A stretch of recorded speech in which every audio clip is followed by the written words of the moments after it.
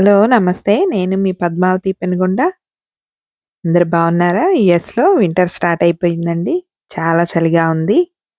చూసారా మేము ఈ చిక్కుడుకాయలు కోయడానికి అన్ని జాగ్రత్తలు తీసుకొని బయటకొచ్చాము.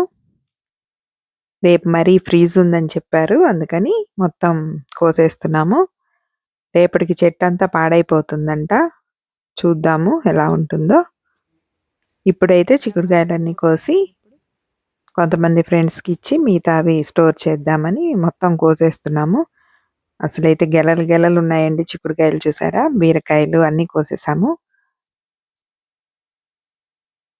ఫ్రీజ్ అయిపోతే ఇంత మంచిగా ఉన్న చెట్టంతా పాడైపోతుంది. చెట్టు నిండా పూలున్నాయి. పూలన్నీ గూడా తెల్లారికి మాడిపోతాయంట.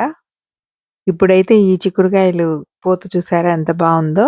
ఇదంతా పోతుందంట ఫ్రీజ్‌కి. నాకైతే ప్రాణం ఉసూరుమంటుంది. ఇంత బాగున్న చెట్టు పోతుంది అంటే. అందుకని మొత్తం కోసేస్తున్నాము. కోసాక వీటిని తెలిసిన వారికి కొంచెం ఇచ్చి, మిగతావి ఏదన్నా చేద్దామనుకుంటున్నాను.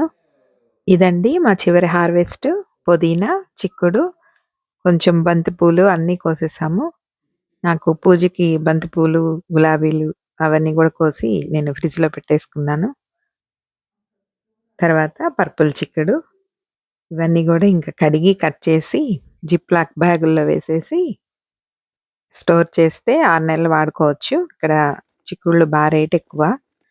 యూఎస్‌లో డాలర్‌లో కొనుక్కోవాలి గదా! కనుక ఇట్లా కట్ చేసి స్టోర్ చేస్తే వాడుకోవచ్చు.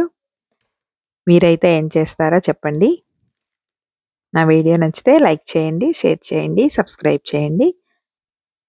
ఇదండి ఇప్పుడు యూఎస్‌లో పరిస్థితి.